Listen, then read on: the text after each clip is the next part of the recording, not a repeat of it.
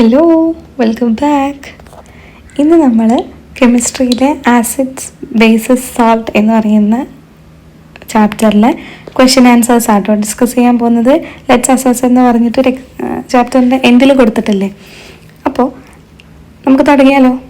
Okay, first തന്നെ നമുക്കൊരു table complete ചെയ്യാനാണ് പറഞ്ഞിട്ടുള്ളത്. അപ്പോൾ ഈ ക്വസ്റ്റ്യൻ നിങ്ങൾ ചെയ്യുന്ന സമയത്ത് നിങ്ങളുടെ മൈൻഡിൽ ഉണ്ടായിരിക്കേണ്ട മെയിൻ കാര്യം എന്തെന്ന് വെച്ചാൽ ആ ഒരു കോൺസെപ്റ്റ്.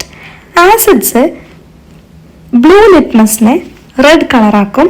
ആസിഡ് അല്ലെങ്കിൽ ആൽക്കലി അല്ലെങ്കിൽ ബേസസ് റെഡ് ലിറ്റ്മസ് പേപ്പറിനെ ബ്ലൂ ആക്കി കൺവേർട്ട് ചെയ്യും. ഇതാണ് നമ്മളുടെ ഈ ഒരു ക്വസ്റ്റ്യൻ ചെയ്യാൻ നമുക്ക് അറിയേണ്ട കാര്യം. ആസിഡ്സ് ബ്ലൂ ലിറ്റ്മസിനെ റെഡ് ആക്കും, ബേസസ് റെഡ് ലിറ്റ്മസിനെ ബ്ലൂ കളറാക്കും. ഓക്കെ, അപ്പോൾ ഇനി നമുക്ക് ഓരോന്ന് ചെയ്തു നോക്കാം. ഫസ്റ്റ് ലെമൺ ജ്യൂസ് ആണ് തന്നിട്ടുള്ളത്. ലെമൺ ജ്യൂസ് സബ്സ്റ്റൻസുകൾ ഒരു സൈഡിൽ തന്നിട്ടുണ്ട്. രണ്ടാമത്തെ കോളത്തിൽ colour changes that occurs when exposed to moist red litmus. Red ലിറ്റ്മസുമായിട്ട് കോണ്ടാക്ട് ചെയ്യുമ്പോൾ എന്താ വരുന്നത്? തേർഡ് കോളത്തിൽ മോയിസ്റ്റ് ബ്ലൂ ലിറ്റ്മസുമായിട്ട് എന്താണ് അത് റിയാക്ട് ചെയ്യുക എന്നുള്ളതാണ്. അപ്പോൾ first lemon juice.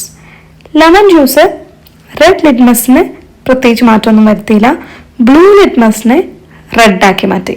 Which means lemon juice എന്താണ് നമുക്കറിയുന്നതാണ്, it's an acidic solution, acidic substance ആണ്. പിന്നെ lime water. Lime water red ലിറ്റ്മസിനെ ബ്ലൂ ആക്കി, ബ്ലൂ ലിറ്റ്മസിന് പ്രത്യേകിച്ച് മാറ്റമൊന്നുമില്ല. ഓക്കെ, കാൽഷ്യം ഹൈഡ്രോക്സൈഡിനാണ് lime water. It's a base. Sodium hydroxide again it's a base, strong base ആണെന്നൊക്കെ നമ്മൾ പഠിച്ചു. അപ്പോൾ അതെന്ത് ചെയ്യും? റെഡ് ലിറ്റ്മസിനെ ടേൺസ് ബ്ലൂ ആക്കി, ബ്ലൂ ലിറ്റ്മസിൽ മാറ്റമൊന്നുമില്ല. Vinegar no change when exposed to moist red litmus, and blue litmus turns red. Again, acid. Dilute hydrochloric acid. Similarly, no change with red litmus, blue litmus turns red. അപ്പോൾ acid blue ലിറ്റ്മസിനെ red ആക്കും, alkalis അല്ലെങ്കിൽ bases red ലിറ്റ്മസിനെ blue ആക്കും. ഇനി neutral സബ്സ്റ്റൻസിൽ പ്രത്യേകിച്ച് ഒരു മാറ്റം ഉണ്ടാവില്ല. രണ്ട് കോളത്തിൽ ഇപ്പോൾ അതിൽ ന്യൂട്രലായിട്ട് NaCl സൊല്യൂഷൻ എന്നൊക്കെ തന്നിട്ടുണ്ടെങ്കിൽ രണ്ടും എന്തായിരിക്കും? നോ ചേഞ്ച് എന്നായിരിക്കും രണ്ട് കോളം. ഓക്കെ, പിന്നെ നെക്സ്റ്റ് ക്വസ്റ്റ്യൻ എന്താണ്? Find out which of the following statement is correct. 3 statements തന്നിട്ടുണ്ട്, അതിൽ ഏത് സ്റ്റേറ്റ്മെന്റ് ആണ് കറക്റ്റ് എന്നാണ് നമ്മളോട് ചോദിച്ചിട്ടുള്ളത്. ഓക്കെ, അപ്പോൾ ഫസ്റ്റത്തെ എന്താണ്? Nitrogen dioxide dissolves in water to form nitric acid. ശരിയാണോ? ആസിഡ് റെയിൻ്റെ പോർഷനിൽ നമ്മൾ പഠിച്ചു nitrogen dioxide dissolve in water to form nitric acid. അപ്പോൾ ഈ ഒരു സ്റ്റേറ്റ്മെന്റ് കറക്റ്റ് ആണ്. ഇനി ഫോസ്ഫറസ് പെന്റോക്സൈഡോ, P2O5, it's a non metal oxide. Phosphorus non metal ആണോ? യെസ്. അപ്പോൾ നോൺ മെറ്റൽ ഓക്സൈഡ് ആണ് phosphorus pentoxide. Again, correct answer. Sulfur trioxide turns moist red litmus blue. Okay, red litmusനെ ബ്ലൂ കളർ ആക്കും എന്നാണ് പറഞ്ഞത്. ഓക്കെ, ഇത് wrong ആയിട്ടുള്ള answer ആണ്. നോൺ മെറ്റൽ ഓക്സൈഡ് ആണ്. Non metal oxides acidic nature അല്ലേ ഉണ്ടാവുക. ഓക്കെ, റെഡ് ലിറ്റ്മസിനെ ബ്ലൂ ആക്കുന്നത് ആരാണ്? ആൽക്കലി നേച്ചർ ഉള്ളതല്ലേ. അപ്പോൾ സൾഫർ ട്രയോക്സൈഡ് ശരിക്കും എന്താ ചെയ്യേണ്ടത്? ബ്ലൂ ലിറ്റ്മസിനെ റെഡ് ആക്കുകയാണ് ചെയ്യേണ്ടിരുന്നത്.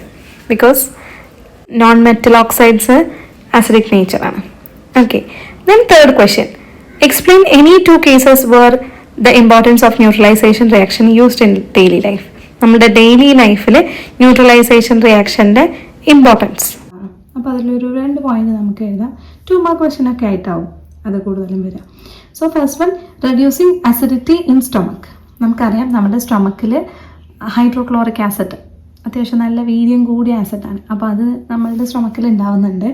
അപ്പോൾ അതിൻ്റെ എക്സസ് ആയിട്ട് അത് ഉണ്ടാകുന്ന സമയത്താണ് നമുക്ക് ഹാർട്ട് ബേൺ, നെഞ്ചരിച്ചിൽ പ്രശ്നങ്ങളൊക്കെ വരിക, അസിഡിറ്റി ഉണ്ടാവുക.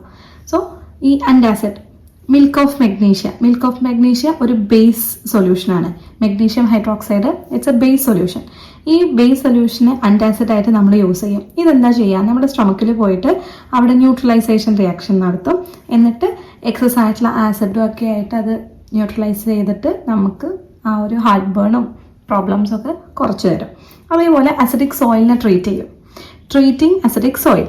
സ്ലേക്കഡ് ലൈം, അപ്പോൾ മിൽക്ക് ഓഫ് മാഗ്നീഷ്യം ഹൈഡ്രോക്സൈഡ് ആണ്. Slaked lime means calcium hydroxide. ഈ കാൽഷ്യം ഹൈഡ്രോക്സൈഡ് നമ്മൾ സോയിലിൽ ആഡ് ചെയ്യും to reduce its acidity and make it suitable for crop growth. അപ്പോൾ നമ്മളുടെ ഒരുവിധം എല്ലാ വിളകളും ഭയങ്കര അസിഡിക്കിലും ഭയങ്കര ബേസിക് നേച്ചറിലും അല്ല വളരുക. ഒരു നോർമൽ ന്യൂട്രൽ ആയിട്ടുള്ളൊരു കണ്ടീഷനാണ് അധിക ചെടികൾക്കും വേണ്ടത്. സോ അസിഡിറ്റി കൂടുന്ന സമയത്ത്, സോയിൽ അസിഡിറ്റി കൂടുമ്പോൾ നമ്മൾ അതോടെ സ്ലേക്കഡ് ലൈം ഇട്ട് കൊടുക്കും. അപ്പോൾ നമുക്ക് അസിഡിറ്റി ഒരു പരിധി വരെ കൺട്രോൾ ചെയ്യാൻ പറ്റും. ഫോർത്ത് ക്വസ്റ്റ്യൻ എന്താണ്? Solutions of some chemicals used in laboratory are given in box 1. Below using these write which salt given in box 2 you can identify. Explain the method of experiment and observation. എന്താ ഇവിടെ പറഞ്ഞിട്ടുള്ളത്? കുറച്ച് കെമിക്കൽസിന് നമ്മുടെ first ബോക്സിൽ തന്നിട്ടുണ്ട്. ഏതൊക്കെയാണ്? Dilute hydrochloric acid, silver nitrate. ഇനി box 2 കുറച്ച് സോൾട്ട്സ് തന്നിട്ടുണ്ട്. Ammonium nitrate, ammonium carbonate, ammonium sulphate, ammonium chloride. അപ്പോൾ ഈ ബോക്സ് 1 റിയേജൻസ് യൂസ് ചെയ്തിട്ട് ബോക്സ് 2 സോൾട്ടുകളെ എങ്ങനെ മനസ്സിലാക്കാൻ പറ്റും എന്നുള്ളതാണ് ക്വസ്റ്റ്യൻ. ഓക്കെ, അതിൻ്റെ എക്സ്പെരിമെൻറ്റും മെത്തേഡ് ഓഫ് എക്സ്പെരിമെൻറ്റും ഒബ്സർവേഷനാണ് നമ്മളോട് ചോദിച്ചിട്ടുള്ളത്. ഓക്കെ, അപ്പോൾ അത് നമുക്കൊന്ന് നോക്കാം. അപ്പോൾ ടു ഐഡൻറ്റിഫൈ അമോണിയം ക്ലോറൈഡ്, അപ്പോൾ അതിലൊരു സോൾട്ട് അമോണിയം ക്ലോറൈഡ് ആണ്. അമോണിയം ക്ലോറൈഡിനെ നമ്മൾ എങ്ങനെയാണ് മനസ്സിലാക്കുക? നമ്മൾ അമോണിയം ക്ലോറൈഡിൻ്റെ ആ ഒരു സോൾട്ട് സൊല്യൂഷനിലോട്ട് സിൽവർ നൈട്രേറ്റ് ആഡ് ചെയ്യുന്ന സമയത്ത് അമോണിയം ക്ലോറൈഡ് ഉണ്ടാവും. ഓക്കെ, അതെന്തായിരിക്കും? ഒരു വൈറ്റ് പ്രസിപ്പിറ്റേറ്റ് ആയിരിക്കും. White precipitate of silver chloride will form as chloride ion react with silver nitrate. അപ്പോൾ നമുക്ക് എന്ത് മനസ്സിലാക്കാം? അപ്പോൾ നമുക്ക് അമോണിയം ക്ലോറൈഡ് സോൾട്ടിലേക്ക് ഈ സിൽവർ നൈട്രേറ്റ് ഒഴിക്കുന്ന സമയത്ത് നമുക്കൊരു വൈറ്റ് കേർഡി പ്രസിപ്പിറ്റേറ്റ് കിട്ടും. ഓക്കെ, അപ്പോൾ ടെസ്റ്റ് ട്യൂബിൽ നമുക്ക് കാണാം. അപ്പോൾ എന്ത് മനസ്സിലാക്കാം? അത് അമോണിയം ക്ലോറൈഡ് ആണെന്ന് മനസ്സിലാക്കാം. ആ ഒരു സോൾട്ട് ക്ലോറൈഡ് ഉള്ളത് കൊണ്ടാണ് അത് സിൽവർ നൈട്രേറ്റുമായിട്ട് റിയാക്ട് ചെയ്ത് AgCl ആണ് ആ ഒരു വൈറ്റ് പ്രസിപ്പിറ്റേറ്റ്. നമ്മൾ ഡിസ്കസ് ചെയ്തിട്ടുണ്ട് ചാപ്റ്റർ എടുത്ത സമയത്ത്. അപ്പോൾ അങ്ങനെ നമുക്കത് മനസ്സിലാക്കാൻ പറ്റും. ഇനി അടുത്തത് അമോണിയം കാർബണേറ്റിനെ നമുക്ക് ആ ബോക്സ് 1 റിയേജൻറ്റ് യൂസ് ചെയ്തിട്ട് കണ്ടെത്താൻ പറ്റും. അതിൽ ഡൈല്യൂട്ട് ഹൈഡ്രോക്ലോറിക് ആസിഡ് കൊടുത്തിട്ടുണ്ട്. ആ ഡൈല്യൂട്ട് ഹൈഡ്രോക്ലോറിക് ആസിഡ് നമ്മൾ അമോണിയം കാർബണേറ്റിലോട്ട് ഒഴിക്കുന്ന സമയത്ത് എന്താ നമ്മൾ ഒബ്സർവ് ചെയ്യുക? Bubbles of carbon dioxide gas will be liberated. If this gas is passed through clear lime water will turns milky. Okay, അതായത് നല്ല ബബിൾ ഉണ്ടാവും. ബ്രിസ്ക് എഫ്രവസൻസ് എന്നൊക്കെ പറയും നമ്മൾ. അതായത് നല്ല ഇങ്ങനെ പതഞ്ഞു പോരും. ഇപ്പം നമ്മൾ സോഡ അല്ലെങ്കിൽ കുപ്പിയൊക്കെ ഇങ്ങനെ ഇതാകുമ്പോൾ നമുക്ക് പതഞ്ഞു വരില്ലേ, അതേപോലെ. അപ്പോൾ ആ ബബിൾ കാണുമ്പോൾ നമുക്ക് മനസ്സിലാക്കും ആ സോൾട്ട് ഒരു കാർബണേറ്റ് ഉണ്ട്. അങ്ങനെ ഈ 2 സോൾട്ട് നമുക്ക് മനസ്സിലാക്കാം. ഇനി നമ്മളുടെ ബോക്സിൽ അമോണിയം നൈട്രേറ്റും അമോണിയം സൾഫേറ്റും കൊടുത്തിട്ടുണ്ട്. ആ അമോണിയം നൈട്രേറ്റിനെയും സൾഫേറ്റിനെയും ഐഡൻറ്റിഫൈ ചെയ്യാനുള്ള റിയേജൻസ് നമ്മളുടെ ബോക്സ് 1 ബട്ട് ഇനിയിപ്പോൾ അമോണിയം നൈട്രേറ്റ് ആണ് നമുക്ക് കണ്ടെത്തണം എന്നുണ്ടെങ്കിൽ അവിടെ നമുക്ക് ബ്രൗൺ റിംഗ് ടെസ്റ്റ് നടത്താം. ഫ്രഷ്ലി പ്രിപ്പയർഡ് ആയിട്ടുള്ള ഫെറസ് സൾഫേറ്റ് സൊല്യൂഷനും കോൺസെൻട്രേറ്റഡ് H2SO4 തന്നിട്ടുണ്ടെങ്കിൽ നമുക്ക് എന്ത് ചെയ്യാൻ പറ്റുമായിരുന്നു? അമോണിയം നൈട്രേറ്റിനെ കണ്ടുപിടിക്കാൻ പറ്റുമായിരുന്നു. അതേപോലെ ബേരിയം ക്ലോറൈഡ് സൊല്യൂഷനാണ് തന്നിട്ടുള്ളതെന്ന് വെച്ചാൽ നമുക്ക് അമോണിയം സൾഫേറ്റ്സിനെ കണ്ടുപിടിക്കാം. Then fifth question എന്താണ്? A bottle of salt in the lab has its label on it disintegrated. The details of the experiment conducted to identify the salt are given below. അപ്പോൾ ഒരു സോൾട്ടിൻ്റെ ബോട്ടിൽ disintegrate ചെയ്തിട്ടുണ്ട്. അപ്പോൾ കുറച്ച് experiment നടത്തി എന്നിട്ട് ഏതാണ് salt എന്ന് മനസ്സിലാക്കാനാണ് പറഞ്ഞത്. അപ്പോൾ ഫസ്റ്റ് ഒരു എക്സ്പെരിമെൻറ്റ് നടത്തി. അപ്പോൾ എന്താണ്? Little barium chloride solution was added to the salt solution, a white precipitate is formed. അപ്പോൾ ഈ ഒരു സോൾട്ട് സൊല്യൂഷൻ ഏതാണെന്ന് പേര് മാഞ്ഞു പോയി എന്നാണ് പറയുന്നത്. അപ്പോൾ നമ്മളോട് എന്താ പറഞ്ഞിട്ടുള്ളത്? ഈ സോൾട്ട് സൊല്യൂഷനിലോട്ട് ബേരിയം ക്ലോറൈഡ് ആഡ് ചെയ്യുന്ന സമയത്ത് വൈറ്റ് പ്രസിപ്പിറ്റേറ്റ് ഫോം ചെയ്തു. അതൊരു ഹിൻ്റാണ്. നെക്സ്റ്റ് എന്താണ്? രണ്ടാമത് എന്ത് ചെയ്തു? ഡൈല്യൂട്ട് ഹൈഡ്രോക്ലോറിക് ആസിഡ് ആഡ് ചെയ്ത സമയത്ത് ഈ വൈറ്റ് പ്രസിപ്പിറ്റേറ്റ് എന്ത് ചെയ്തു? ഒന്നും ചെയ്തില്ല. No observable change occurred. അപ്പോൾ ഏത് സോൾട്ടാണിത്? അമോണിയം സൾഫേറ്റ് ആണോ അമോണിയം കാർബണേറ്റ് ആണോ എന്നാണ് നമ്മളോട് ചോദിച്ചിട്ടുള്ളത്. ആക്ച്വലി അമോണിയം സൾഫേറ്റ് ആണ് കേട്ടോ. അമോണിയം കാർബണേറ്റ് ആണെങ്കിൽ അത് ഹൈഡ്രോക്ലോറിക് ആസിഡും ഒക്കെ ആയിട്ട് വർക്ക് ചെയ്യും. അപ്പോൾ ഇറ്റ്സ് അമോണിയം സൾഫേറ്റ് സോൾട്ടുകളാണ് ബേരിയം ക്ലോറൈഡ് സൊല്യൂഷനിൽ BaCl ആയിട്ട് റിയാക്ട് ചെയ്യുക. പിന്നെ അത് ഹൈഡ്രോക്ലോറിക് ആസിഡുമായിട്ട് റിയാക്ട് ചെയ്യൂല. Then sixth question എന്താ? A colorless acid solution is in the bottle in a laboratory. 5 ml of it is taken in a test tube. 2 ml of dilute hydrochloric acid is added to it. No observable changes occur after taking 5 ml of solution in another test tube. When 2 ml of silver nitrate solution is added, a white precipitate is formed. അപ്പോൾ ഒരു colourless acid solution ഉണ്ട്, ഏതാണെന്ന് നമുക്കറിയില്ല, അത് കണ്ടുപിടിക്കാനാണ് നമ്മളോട് question. അപ്പോൾ 5 ml ഈ acid solution നമ്മൾ എടുത്തു, അതിലേക്ക് ഹൈഡ്രോക്ലോറിക് ആസിഡ് ആഡ് ചെയ്യുന്ന സമയത്ത് നമുക്ക് പ്രത്യേകിച്ച് ഒന്നും ചേഞ്ചസ് ഒന്നും വന്നില്ല.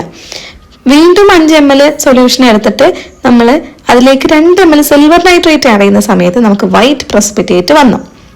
ഇതാണ് നമ്മൾ 2 ഒബ്സർവേഷൻസ്. അപ്പോൾ ഏത് ആസിഡായിരിക്കും ആ ബോട്ടിലുള്ളത് എന്നുള്ളതാണ്. ഓക്കെ, സോ അത് ഹൈഡ്രോക്ലോറിക് ആസിഡ് ആണെന്ന് നമുക്ക് മനസ്സിലായി. പിന്നെ നെക്സ്റ്റ് ഒന്നും കൂടെ ഉള്ള 3 സബ് ക്വസ്റ്റ്യൻസ് ആണ്. അപ്പോൾ ഫസ്റ്റത്തെ ക്വസ്റ്റ്യൻ ഏതാണ് ഏതാണ് ആസിഡ് സൊല്യൂഷൻ എന്നുള്ളതാണ്. രണ്ടാമത്തത് when ammoid solution is added drop wise to 5 ml of the solution, it is observed that pH gradually increases. അപ്പോൾ നമുക്കറിയാം ആസിഡിൻ്റെ pH എത്രയാണ്, 7 below ആണ്. ഓക്കെ, അപ്പോൾ നമ്മൾ അതിലേക്ക് എണ്ണ ഒഴിച്ച് ആഡ് ചെയ്യുന്ന സമയത്ത് pH ഇങ്ങനെ മെല്ലെ മെല്ലെ മെല്ലെ കൂടാൻ തുടങ്ങി. ഓക്കെ, അപ്പോൾ രണ്ടാമത്തെ സബ് ക്വസ്റ്റ്യൻ എന്താണ്? pH 7 ആയ സമയത്ത് what are the possible compound present in the solution? pH 7 ആയിരുന്ന സമയത്ത് ഏതൊക്കെ കോമ്പൗണ്ട്സ് ആ സൊല്യൂഷനിൽ പ്രസന്റ് ആവാനുള്ള പോസിബിലിറ്റീസ് ഉണ്ടെന്നാണ് ചോദിക്കുന്നത്.